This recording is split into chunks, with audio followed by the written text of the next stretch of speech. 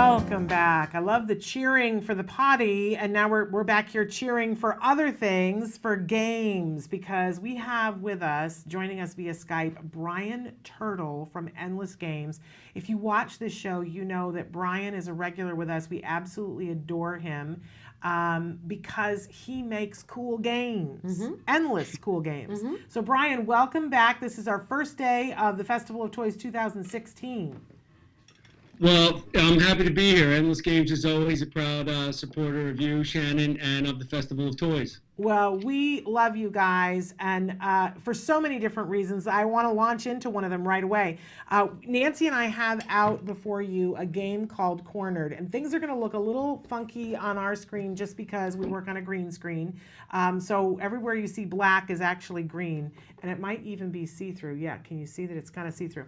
But in any case, this is a really cool game, and this is kind of how Brian and I came to know each other because Brian, tell us a little bit of the background for Cornered, because this was not something that you guys invented thinking, oh, kids with autism will be great at this, right? That was never the intention. It was one of those happy accidents, I suppose. But at Endless Games, we've been making games since 1996. And at one point, an inventor, a guy by the name of Brad Ross, presented this game to us. And it was basically the game that has become Cornered. His original concept was really the same idea, the board of a color grid, and then these tiles that you would play on the board where the colors would match the four corners. Now, what the happy accident part of the story is that I was playing the game with my niece, who has Asperger's and is on the spectrum, therefore, and she was great at it. I was having a heck of a time trying to find where on the board this puzzle piece could match the four colors of the game board and where I could play it so that it matched the game board. Meanwhile, my niece had already played 10 pieces, 10 tiles by that point. So it really kind of opened my eyes to the fact that, hey, maybe this game does play to the strengths of individuals who are on the spectrum. And so we wound up taking it out to some other families that we knew who had autistic children or autistic family members. And it was consistent across the board where I guess you would say the neurotypical players were consistently losing to the players on the spectrum. So it was a really neat way to be a real confidence booster for my niece especially, who wasn't always the most outgoing, and would rather do a jigsaw puzzle than play a board game because the social anxiety and whatnot. When she played Cornered, it really opened her up because she was good at it. It played to her strengths, and she could beat her Uncle Brian. So it was a great happy accident, and it's a lot of fun. Regardless of whether you're a child of any sort of special needs whatsoever, it's a great family game that anyone can enjoy. Absolutely, and Nancy and I are going to play a little bit really quickly here while we continue to talk. So this is one of the other things. You can go ahead and turn yours over and start to look. We've got 3 tiles each here, and this is one of the things that I love about Endless Games is that all of the games can be played in multiple different ways. And almost all of the games have a pretty quick finish point, at least for one version of how you play the game. So we can sit here and play with 3 tiles. And so we turn them over and we try to start to find on the board. So I've got one here that's purple and blue on the top and red and yellow on the bottom. Now I can see on the board there's purple and blue. When you say top, I mean, the top you can turn it around. Yeah, it could be top can mean anything, right? Yeah. Right. So it becomes. Here's the ingenious element of the game, and I didn't mean to cut you off there, Shannon. But no, go right ahead. There's only going to be one location for each individual tile. It may look like that piece in your hand could be played at any number of a different series of intersections. There's only one unique location for each tile that's in the box. So it really is part jigsaw puzzle, part board game, and a great sort of marriage of the two worlds. Well, and so I just found a place to put the block on that I did, and you put it right in the center there so it matches up and it kind of makes the block almost look invisible. And Nancy just went, oh, how did you do that? But here's the thing, part of how I did it was I played this with my son. Right. And I had a conversation with him, and I said, because he was laying them down Right. like crazy. He was Right. just so fast. And I said, how do you do that? And he said, oh, I just look for two colors because it's easier to look for two colors. Now Two colors that are together. and then you try to fit the other four in. But here's the thing about it is that everybody has a different method. And we played this with Wyatt, Nancy's son, and he was super fast at it too. But I think his technique was different. So it can be really fast, and you can do turns, or you can do it all at the same time. You can do just 3 tiles. You can do 10 tiles. You can do the whole box. Look at you. No. You're close. You're very close, though. But the first time I played it with my husband and my son, and my son, it was just crazy. He was just slapping them down, and I was going, what just happened? Then I found 1 or 2, and I went, oh, okay, I'm starting to get it. And my husband was pulling up the rear. He was like, man, how'd you do that? But it really exercises a part of your brain that's different than what you're using all the time. And I think it's lovely, but you can be working on winning and losing. You can work on turn taking. You're working on colors. You're working on visual perception. You're working on flexibility because you have to turn the block to get it to fit in sometimes. Great game. And there's the self-confidence factor because when they're super good at it and other people aren't, as Brian said, it really adds to the entire thing. Right. So Nancy's still puzzling. I'm still Now you were at- fast yesterday. I was You did fast really well. yesterday, but today I'm You got the hot lights on you. I'm looking for purple and yellow. That's it. It really, some days you'll nail them all real quick, and other days it's almost impossible to figure it out. So it's a unique game playing experience that very rarely plays in any way similar to the way you had played it the last time. And I really love that because a lot of times we were talking about this yesterday, Nancy and I, that when a kid doesn't already love games, and for our kids who are on the autism spectrums, that is usually the norm. Yeah. To them, it feels like work. It feels like punishment, whatever.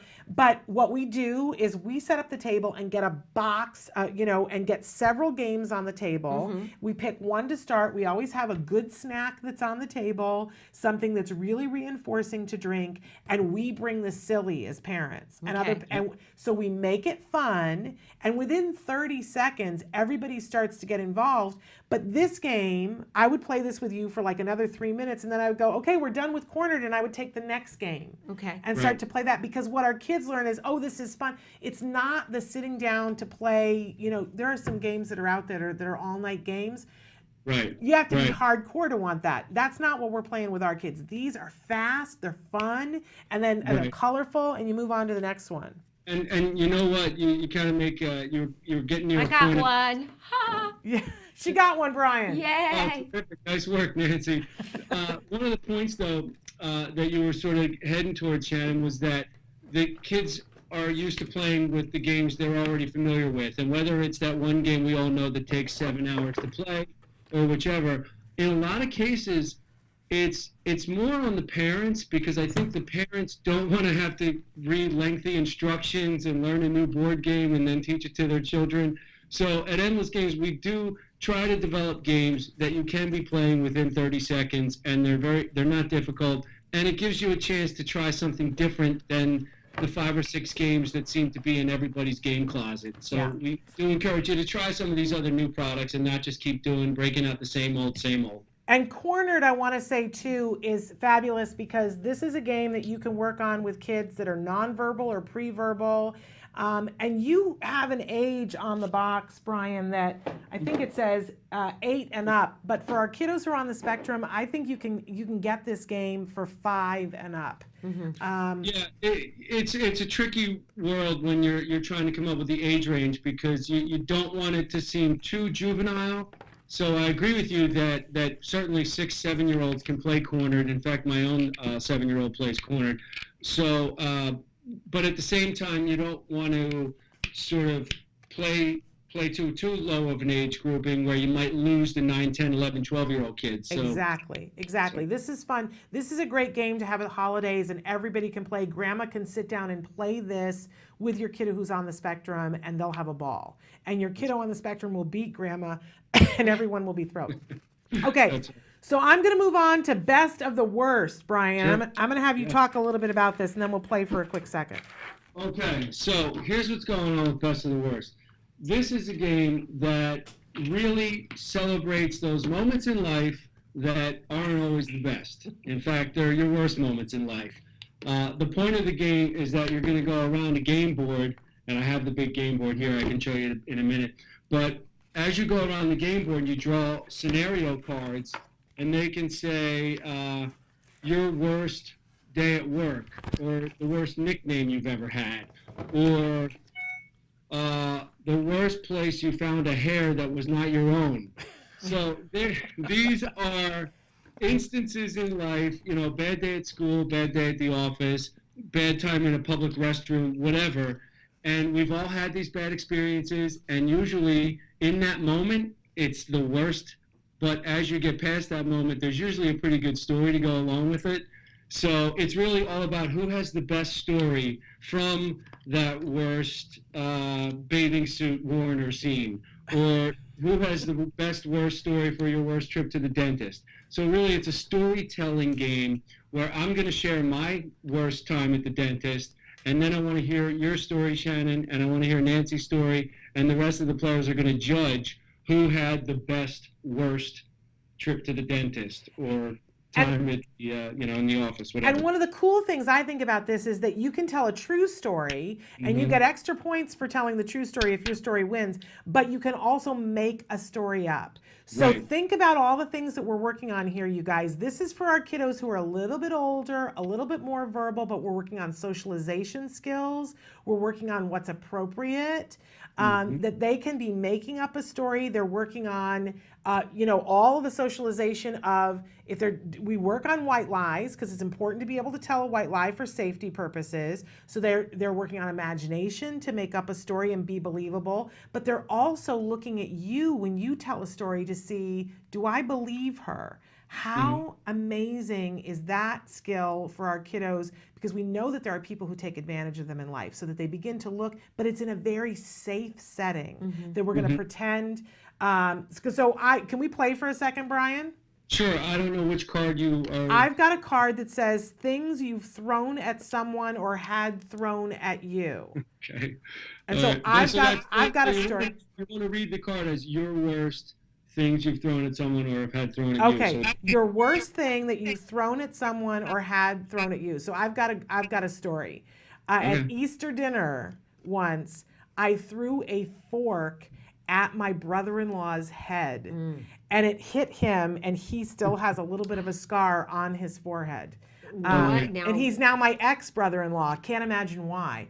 But yes, I threw a fork at him. Can I ask what precipitated it? I believe it was something where we were talking about something in the environment, and he told me I could go freeze in the dark with all the snow owls, and I flung the fork at him. Okay. I thought that was justified. It's still something that's talked about in the family. So that's my story. Now, do you believe that that's true?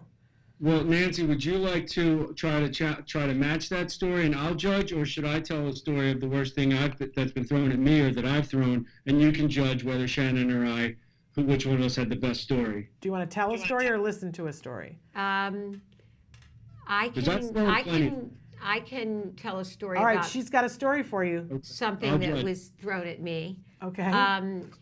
I love horses, and I've been around horses a lot. And there was one time, I don't think horse poop smells very bad.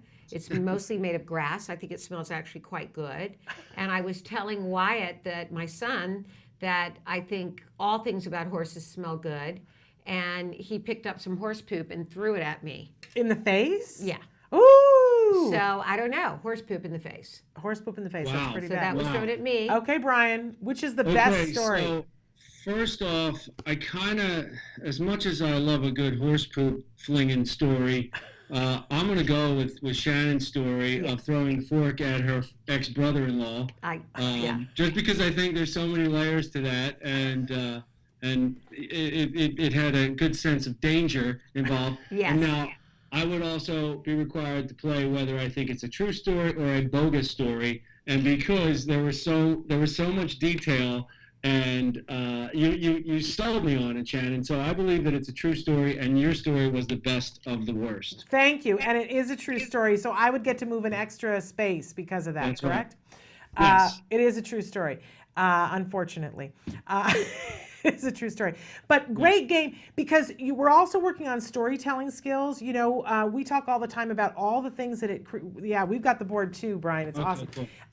But we always are talking about when our kids tell stories, sometimes they don't tell the important details. They leave things out. So you're working on saliency. We're working on what are the important details that you have to tell. This is a great game. This is a perfect game for somebody my son's age, and really for Wyatt's too, to be able to tell a story and make it up. Creativity. I love this game, Brian. No, honestly, going back to the age grading, we do put 14 and up on this one. Yeah. And you could play this game with any member of the family. Our own personal opinion was that if you're 13 or younger, you shouldn't have any bad experiences. Everything. And for those of you who are like, well, but my kid couldn't do that. Very frequently when we sit down to play a game for the first time, it's a skill that my son isn't good at or maybe can't even do. That's the game to play, you guys, because if you're making it fun and everybody else is playing at the table, you do need to have a couple of people to play with you. It makes it fun for them. Okay, I don't need to take this out. I don't know why I did that. The next one I want to play is, I love this one, Brian, Oddly Obvious. Yep. My personal favorite. Okay. Now, and this is a game that can be played in a lot of different ways too. I know you guys have great instructions, but there are so many things that you can do with this game with kiddos who are on the spectrum. Great for kids to learn synonyms, antonyms, and But puns and thinking yeah. differently with language. So, Brian, give us our explanation about what this game is. Okay, so basically the game is a series of cards like these that have clues on the back and then the whole answer pool on the front of the card. So what happens is one player is the host or the reader, and that player would read off the clues, and then everyone else playing would have to be the first to shout out the corresponding answer from the front of the card. But it's not obvious. The name of the game is Oddly Obvious for a reason. It's because the clues are punny and have sort of hidden meanings in the words there and are very riddle-like, almost like doing like sort of crossword puzzle-like with the clues. For example, one of my favorites is right here on the box. You can actually play the game box, which is pretty cool, but there's a question on the back that says, what word on the front of the box corresponds to the clue army animal? And the answer is octopus, because it has 8 arms. It's army. Oh,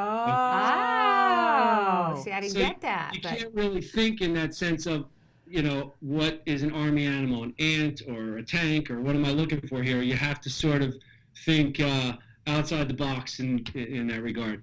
So, and I just got to say this, for our kiddos who are on the spectrum, if you have verbal kids who are on the spectrum and you know they've acquired language, but we need to get them to be using language flexibly, this has been one of the greatest things that I have done with my son to get him to use language flexibly, because he doesn't realize we're working on anything while we're playing it, and and he now makes puns. He uses figurative language.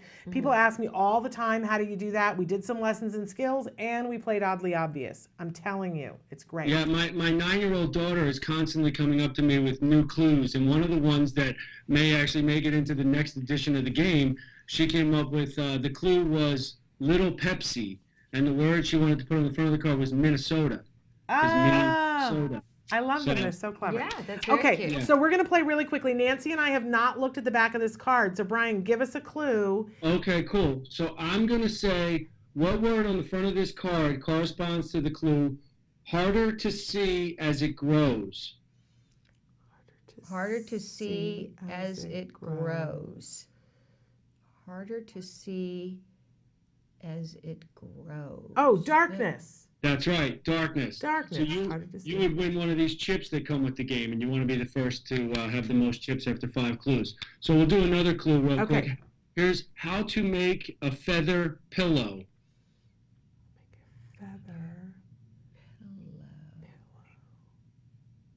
I think I know. You're beating me on all this. Well, because my kid is like does these kinds of jokes all the time now. Well, I think the pillow will be made of down. Right. Download. That's what I was going to say. There but you go. I didn't know about load. Yeah. Right. It's so clever. But also, if I'll tell you honestly, when Jem was younger and we weren't getting some of the puns, you have to make it fun for them and have ways. So he was reading, and so we would just have him find the word on the page. So download on, because it's got all these other letters, or find the word that starts with a D that's in red. Like there's so many ways that you could use this with a child of so many different skill levels. Right, that's a great idea, Shannon. And then you end up talking about the meaning of words. You're always thinking of all these new ways to play the game, Shannon. I'm going to consult with you on all of our game development. Please, I want to come and play in the shop. That's what I want to do. I live to be able to do that. So we've got a bunch of other games here, and we're starting to run low on time. We're going to take a quick, short break, and then we're going to come back and open some more games. But first, before we go, Brian, where can they find Endless Games? Best bet is to come to endlessgames.com. You can contact us right there at our webpage. You can find out more about each one of these games there at our webpage. You can buy these games there at our webpage. So best bet's endlessgames.com. You can also like us on Facebook. We're on Twitter and Instagram and all the other social media sites. So come check us out. We even have a YouTube channel for Endless Games. So yeah, we're all over the internet. That's the best place to get. All right.